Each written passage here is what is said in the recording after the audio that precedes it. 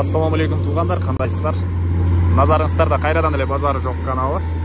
Бүгін 21 сентябрь 2022 жыл. Мен Бишкек шаарынын батыш тарабы, Новопавловка Алтын Орда конушунда жүрөм туғандар. Ушул жактан бир сатылуучу үй бар экен, ошол жөнүндө силерге маалымат берейин деген.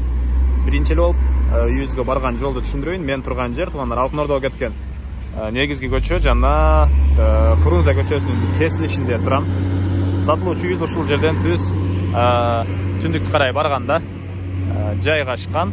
Барып жатып туғандар силер оң тарапта милиция, сол тарапта элдик магазинди көрө аласыздар. Ошол элдик магазинден кийинки көчө менен сол тарапка кайрылганда катардагы 4-чү участокто жайгашкан үй бүгүнкү чыгарыштагы сатылуучу үй болуп калат. Ал жака баруу үчүн сиздер бул Газпром нефттен же болбосо бул жактагы Глобус супермаркетинин ориентир алсаңыздар болот.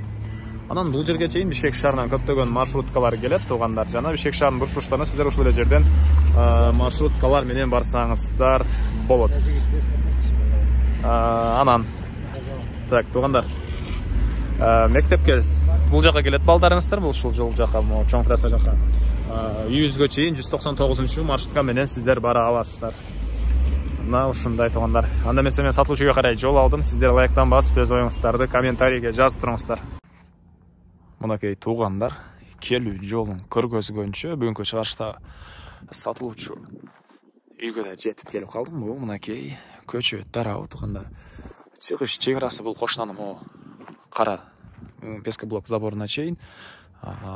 Батыш чек арасы бул кошунанын заборуна чейин. Бул биздин помещение бүткөн жерге чейин болуп калат туғандар. Андан ары жалпысынан жердин аянты 5 соток, документтер боюнча тех паспорт, кызыл китеп бар экен.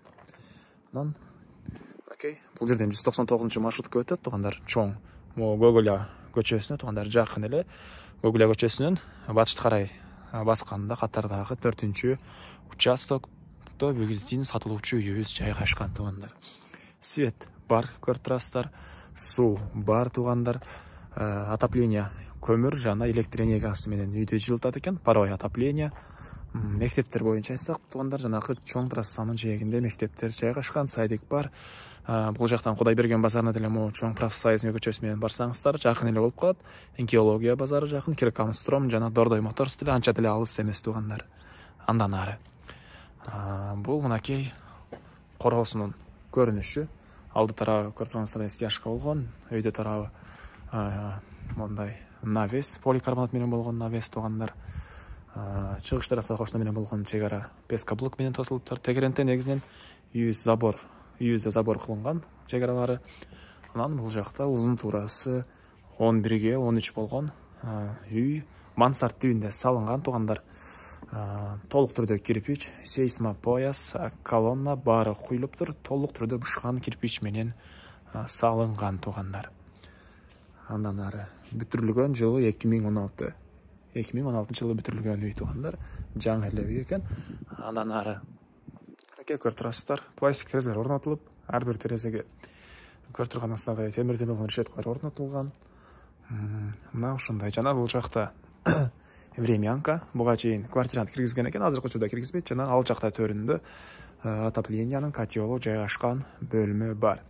Азыр биринчи эле болуп бул чоң үйүбүздүн ички тараптарын көргөзөйүн. Андан соң бул жактагы калган маалыматтарды бир чекеден берем туғандар. Так. Кызыл китеп, тех паспорт бары бар туғандар. Жердин аянты 5 соток. Суу, свет, отопление, анан канализациянын суусу септикке куюлат. Бул үйүбүздүн негизги кирүүчү эшиги. Мына ушундай темир эшик орнотулган. Андан ары киргенде бул жакта прихожка туғандар. Батыш тараптан жана түштүк тараптан терезелер орнотулуптур. Анан ушул жерде оң тарапка кайрылсак, бул жакта коридор. Бул коридордон биз калган бөлмөлөргө өтүп кете алат экенбиз. Биринчи эле болуп оң тараптан көргөзүп кете берейин. Бул жакта кухня жайгашкан туғандар.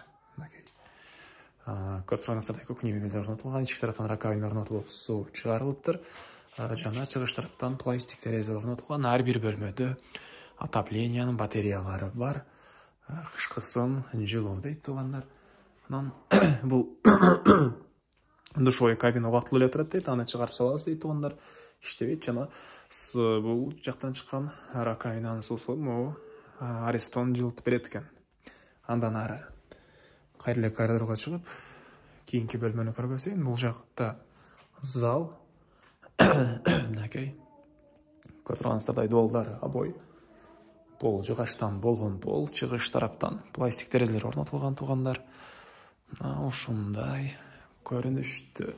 Андан ары кайра эле коридорго чыгып түзүп өтсөк, бул жакта бир спальный бөлмө жайгашкан. Потолок гипсокартон, дуалдар обой. Батыш тараптан пластик терезе орнотулган туугандар. Окей, мына ушундай көрүнүштү. Андан ары кийинки бөлмөнү көргөзөйүн. Бул жакта бир бөлмө.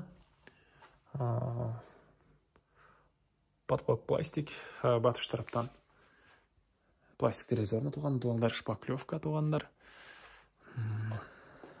Андан ары бул жакта эң акыркы бөлмөбүз. Мындай бир детский дейсиң, мына ушундай бир бөлмө жайгашкан.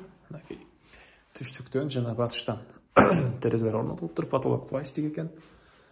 Пол жыгачтан болгон пол туугандар. Мына ушундай көрүнүштү. Эми коросуна чыгып калган маалыматтарды берейин. Жалпысынан үйүздүн узун туурасы 11 ге 13. Мен Карелейдин короосундамын туугандар.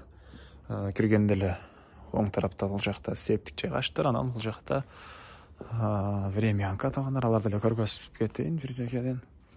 Бул жакта времянкалар буга чейин квартирантага берип экен, азыркы учурда склад катары эле колдонулат. Жана бул жакта туугандар отопленияны котелу жайгашкан бөлмө. Көмүр менен жана электр энергиясы менен ал үйдөн жылытат. Жана бул жакта көмүркана. Көмүрканага көчө тараптан деле көмүрдү кенен киргизе алат экенсиздер. Дагы туугандар жана мектептерди, садиктерди айтканды унуттурмун. Бул жерде жакын жерде милиция бөлүмү, бала бакчалар жана англис, орус тилине курстар бар экен. Бул тегеректе жакын жерде магазиндер жана 199 маршрутканы өткөн жери эле могу чоң жолдон өтөт туугандар. Ал деле жакын жерде. Эми бул жактарды көргөзөйүн. Үйүбүздүн түндүк тарабында бул жакта летний душ жана ажаткана. Ал жакка чейин тротуар куюлган, өрөк багы, анан бул жакта бош жер.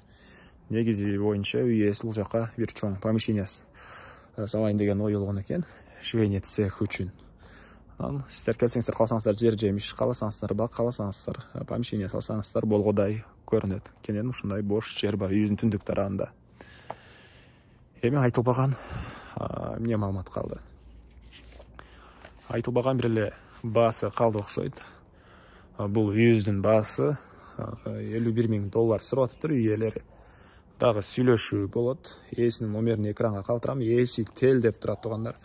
Анан базар жок каналынын номери деп да турат. Ага туугандар үй сатчу болсоңуздар чалсаңыздар болот. Ээси тел деген номерге үй жөнүндө маалымат алыңыздар келсе звонок кылсаңыздар болот. $51,000 сүйлөшүү болот туугандар. Анан достор менен, группалар менен ушул видеону бөлүшүп койсоңуздар, мага, үй ээсине жана кимдир бир ошол сыяктуу үй издеген болсо, ошол адамга сиздер чоң жардам берген болосуздар. Андыктан видеону бөлүшүп кетиңиздер группалар менен.